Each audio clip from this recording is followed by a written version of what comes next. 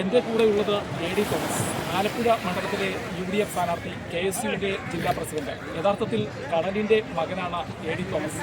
നിർധന കുടുംബത്തിൽ നിന്ന് കടലിൽ പോയി ജീവിതം പുലർത്തുന്ന ഒരു യുവാവ്. കോൺഗ്രസ് ഇത്തവണ വലിയ പ്രതീക്ഷയോടെയാണ് ആലപ്പുഴയിൽ AD തോമസിനെ സ്ഥാനാർത്ഥിയാക്കിയിരിക്കുന്നത്. മണ്ഡലം തിരിച്ചു കൊടുക്കുക എന്ന ഉത്തരവാദിത്തമാണ്. ഇവിടെ കടപ്പുറത്തേക്ക് ആദ്യം നമുക്കൊരു അതിവൈകാരികമാണ് ഇവിടുത്തെ ഓരോ സാഹചര്യങ്ങളും. കാര്യം നമ്മൾ ജനിച്ചു വളർന്ന നമ്മുടെ മണ്ണാണ്. അതുപോലെ തന്നെ നമ്മൾ എല്ലാ ദിവസവും വരികയും നമ്മൾ ജോലിക്ക് പോവുകയും പണിയെടുക്കുകയും ചെയ്യുന്ന എല്ലാം ഇവിടെയാണ്. ഇവിടുത്തെ ആളുകളുമായി ഒരു രാഷ്ട്രീയ വ്യത്യാസമോ പ്രത്യേകിച്ച് തീരദേശത്ത് ഒരു രാഷ്ട്രീയത്തിൻ്റെ പേരിലോ മറ്റൊരു അഭിപ്രായ വ്യത്യാസങ്ങളോ ഇല്ലാതെ ഒറ്റക്കെട്ടായി നിൽക്കുന്ന നമ്മളോടൊരു സ്നേഹം. ഇപ്പോൾ തന്നെ ഇവിടെ വിവിധ കക്ഷി രാഷ്ട്രീയത്തിലൊക്കെ ഉള്ള ആളുകളൊക്കെ ഉണ്ട്.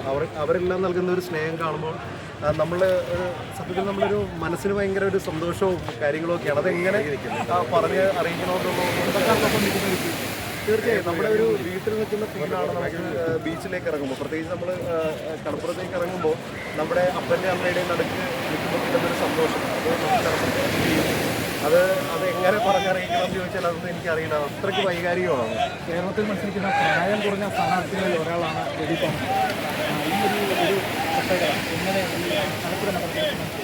തീർച്ചയായും അതായത് ഈ ആലപ്പുഴ ഞാൻ മനസ്സിലാക്കിയെടുത്തോളം എനിക്ക് കിട്ടിയ ഒരു അംഗീകാരം അതൊരു ചിന്തിക്കാൻ കഴിയുന്നതിനേക്കാൾ അപ്പുറത്തെ വലിയൊരു മഹാസൗഭാഗ്യമാണ്. പ്രത്യേകിച്ച് കോൺഗ്രസ് ഹൈക്കമാൻഡ് എന്നെപ്പോലൊരു സാധാരണ ചുറ്റുപാടിൽ നിന്ന് വന്ന ഒരാളെ കണ്ടെത്തി.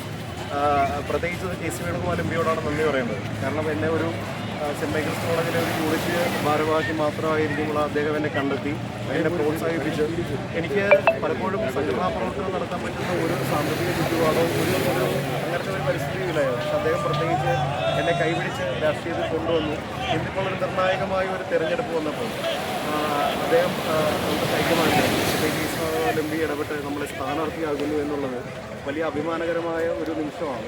അതും എൻ്റെ 30ാമത്തെ വയസ്സിൽ കിട്ടുന്ന ഒരു അംഗീകാരം അത് സ്വപ്നതുല്യമാണ്. അപ്പോൾ ഇനിയുള്ള ഇതിൻ്റെ അങ്ങോട്ടുള്ള ഒരു സമയം മുഴുവൻ ഈ ആലപ്പുഴയുടെ വികസനത്തിനും ആലപ്പുഴയിലെ ജനങ്ങളുടെ വേദനകൾ അകറ്റുന്നതിന്, ആലപ്പുഴയിലെ ജനങ്ങളെ ചേർത്ത് പിടിക്കുന്നതിന് അവരുടെ ഒരു മകനായി, അനുജനായി, ജ്യേഷ്ഠനായി ഒക്കെ ജീവിക്കണമെന്നുള്ളതാണ് എൻ്റെ ആഗ്രഹം. ഇതാണ് എൻ്റെ ലോകം. അപ്പോൾ ഈ ലോകത്തിന് വേണ്ടി ചെയ്യാൻ കഴിയുന്ന, ഈ ആലപ്പുഴയുടെ ലോകത്തിന് വേണ്ടി ചെയ്യാൻ കഴിയുന്ന എല്ലാ കാര്യങ്ങളും ചെയ്യണം. അതാണ് എൻ്റെ ആഗ്രഹം. മത്സ്യത്തൊഴിലാളിയായിട്ട് കടലൊക്കെ പോയിട്ട് വരുമ്പോൾ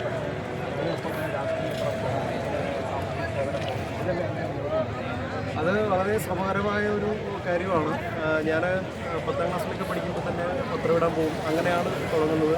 എനിക്ക് അത്യാവശ്യമായ എല്ലാ ജോലികളും ഇപ്പോൾ പഠിച്ചിട്ടുണ്ട്. കാര്യം സീലിങ്, അതുപോലെ തന്നെ വെൽഡിങ്, അതുപോലെ തന്നെ ഹെൽപ്പറായിട്ട് പോയിട്ടുണ്ട്. അങ്ങനെ പ്ലംബിങ്ങിൻ്റെ വർക്ക്, അങ്ങനെ എല്ലാ വർക്കുകളും പോയിട്ടുണ്ട്. അതിൻ്റെ കൂടെ തന്നെയാണ് നമ്മുടെ പഠനവും കൊണ്ടുപോയത്. ഇപ്പോഴും വിദ്യാർത്ഥിയായി നമ്മൾ തുടർന്നു പോവുകയാണ്.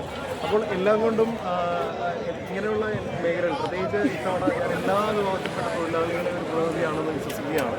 അവരുടെ സ്നേഹം അത് രാഷ്ട്രീയത്തിന് അതീതമായി കിട്ടുമെന്നുള്ള ഉറച്ച വിശ്വാസമാണ്. ഇവിടെ ജയിക്കാൻ പോകുന്നത് UDF സ്ഥാനാർത്ഥിയല്ല, ഇവിടുത്തെ തൊഴിലാളികളാണ്. അത് മത്സ്യത്തൊഴിലാളികളുണ്ട്, കയർ കാർഷിക മേഖലയിൽ, മേഖലയിൽ